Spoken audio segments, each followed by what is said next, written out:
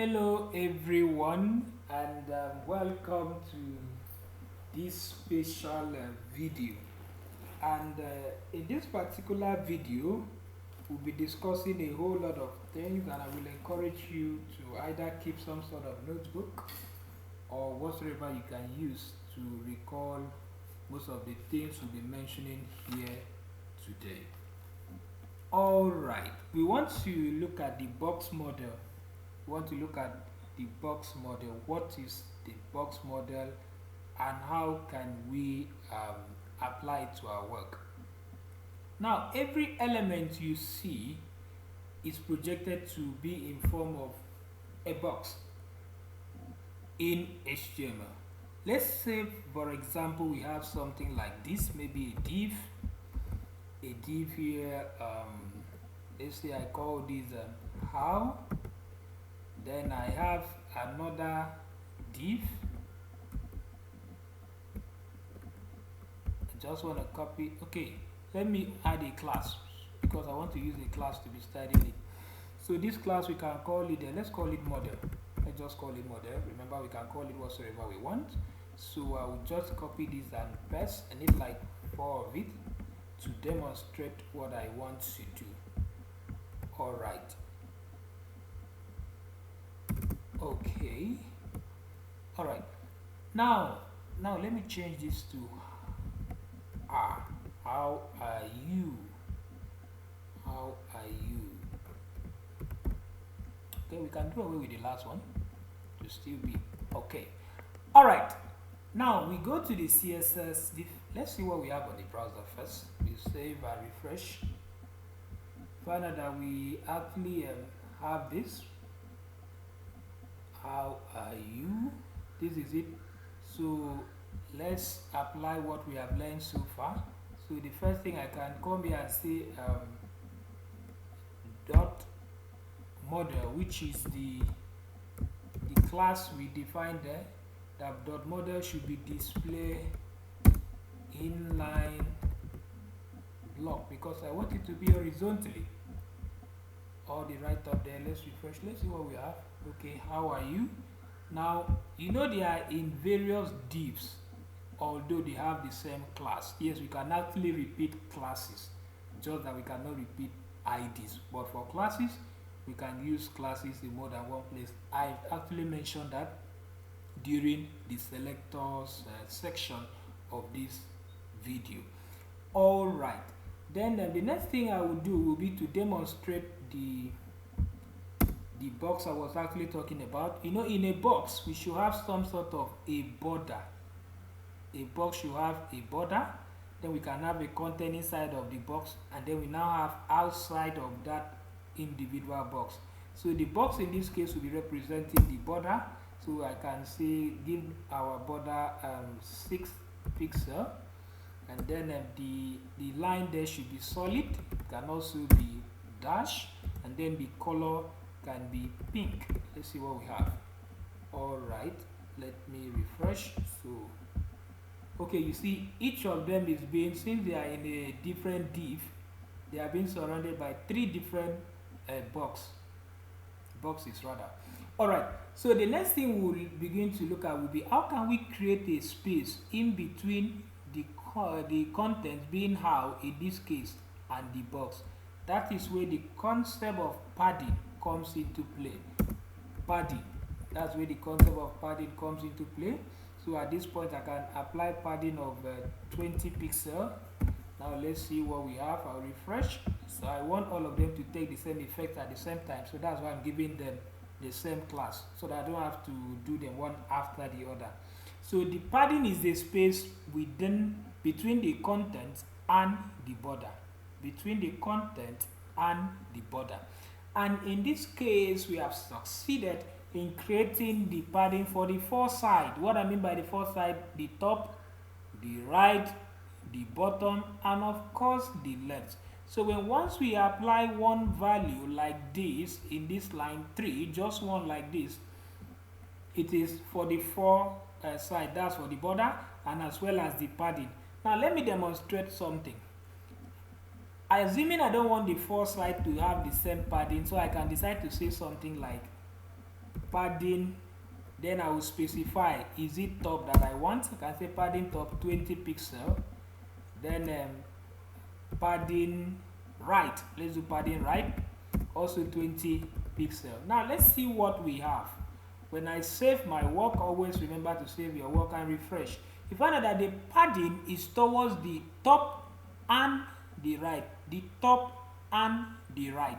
So we don't have it towards the bottom, and as well we don't have it towards the left hand side. So if I want to have it there too, I can now say padding left still 20 pixel. I can now do padding bottom still 20 pixel. Alright, let's save our work and refresh and see what we have. So you see, we now achieve the same thing we did by using just one value. So this is the longer method of doing it. If you are not conversant with it, you can actually use this long method. But for me, I will just use one value for that. Alright. Then there is another thing I have to show you that represents the left, the top, the right, the bottom, and the left. So you can say padding, then you begin to put it this way: 20 pixel space 20 pixel space 20 pixel space 20 pixel, representing the four sides. And it will definitely give you the same thing we have. So if I refresh here, you might not really see any big change unless we alter the values. Then another one I want to show you is, what if we have just two values, 20 pixel 20 pixel. Let's save our work and then refresh and see what we have. It's still the top and the bottom. First one represent that, then the right and the left. Now let me try altering something so that we get to see what I'm talking about. Let's say I move this to 50 so that we see the side that will increase more, and then the text, the value that one is controlling. So you see the left and the right has actually increased, whereas the top and the bottom still remain same. Notice the left and the right has actually increased, meaning, like I said, this one is for the top and the bottom when we are using just two values, while this one is for what? The left and the right. So if you want all of them to have the same value, you can just use one value for them and they will now have the same thing. Let's refresh and see what we have. So you see the first side now having the same space. All right. Then another one I would love us to look at is the space outside the individual boxes. So let's say we want to have a space outside of this box, a space outside of this particular box, and a space outside of this particular box. What we use there is what we refer to as the margin, not the padding. Do not forget, the padding is the space within the box, while the margin is the space outside the box. Now let's see how that works. So we say margin, let's give this particular one maybe 40 pixel. All right, let's apply that and refresh. We see what we have. So you see there is a space between all of them. This is for the left. We have a space towards the top here. As you can see, this text has been separated from it. Then we also have for the right, which tend to stop here. Then this one also contributes from the left, and then that is it.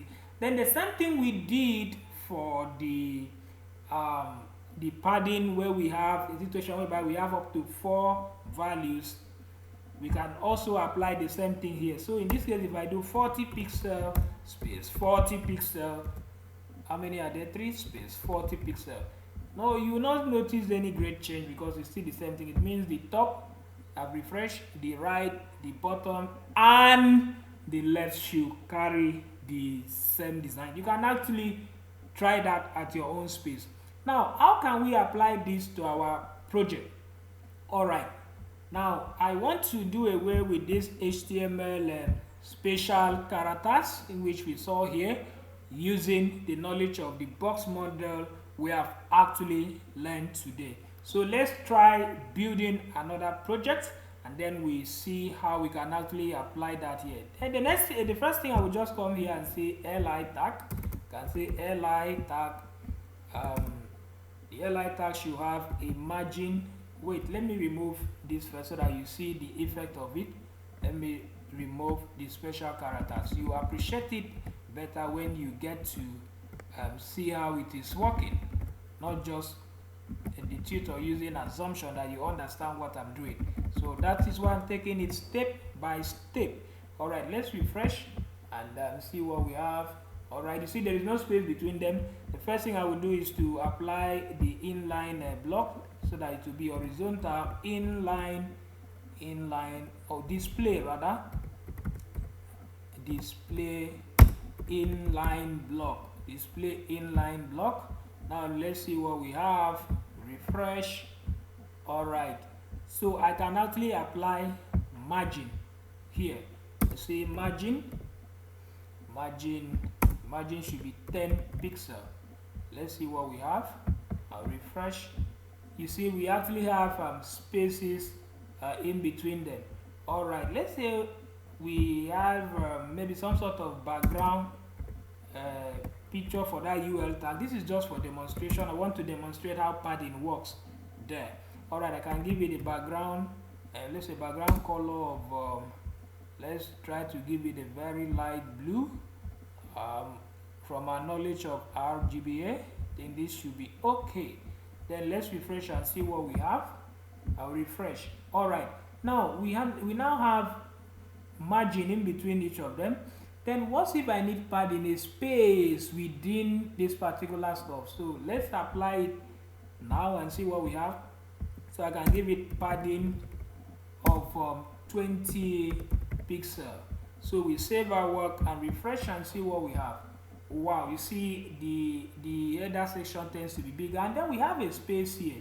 How can we eliminate that space? The truth is that most browsers comes with this particular margin automatically by default. So we can actually remove that by coming here and saying body should have margin of what? Auto, then 0. Let's see what we have. We refresh. Okay, you see it has actually gone up to where we want it to be. Then there is another thing I want to show you guys under background images. Under background images, you see we can also have this. Then we say background like we did in the other section of the course, URL. The URL, then we have where the image is, files, and then let's pick any image we like. Okay, let's use this image. Let's use this particular image, and then we refresh. Let's see what we have. Now the picture is actually very big, so the first thing I will do will be to add what I request. And sometimes when you add a background picture, please take note. You might discover that your picture might be duplicating. If you have it duplicating itself up to maybe 2, 3, 4 across the screen, you can just add the no repeat, then you apply center. That means both vertically and horizontally the pictures will be positioned at the center of the screen. All right, then let's refresh and see whether that has actually done anything to our work. Okay, not really much. Then the next thing you should apply, if you are still not satisfied, is the background size. The background size should be set to cover. And now let's save and refresh our work and see what we have. All right, so the young lady is actually popping up, and our work has been completed for now. All right, I want you to demonstrate this box model. That is your project for today. Create a page like this, add a background image, and then snap the code and submit it to the community, because our team will be there waiting to assess your work. Thank you very much for joining this particular video today, and I hope to see you in the next video. Bye bye.